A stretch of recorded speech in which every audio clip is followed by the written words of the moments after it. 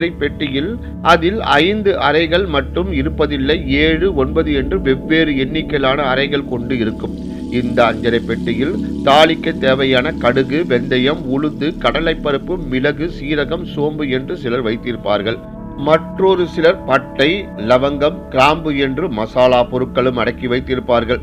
அவ்வாறு நாம் தினமும் உணவிற்கு பயன்படுத்தப்படும் அஞ்சரி பெட்டியில் நம்முடைய வசதிக்கேற்ப சில பொருட்களை போட்டு வைத்தாலும் அதில் தெய்வீக அம்சம் பொருந்திய ஏலக்காய் போட்டு வைப்பது சிறந்த பலனை கொடுக்கின்றது. பொதுவாக ஏலக்காய் புத பகவானுக்கு உரிய பச்சை நிறத்திலும் வாசனை மிகுந்த அம்சத்திலும் விளங்கும் ஒரு தெய்வீக மூலிகை பொருளாகும். மேலும் பண கஷ்டம் தீர இந்த ஏலக்காயை மகாலட்சுமிக்கு மாலை கோர்த்து சாற்றி வழிபட்டு வருபவர்களுக்கு பண கஷ்டம் வருவதில்லை.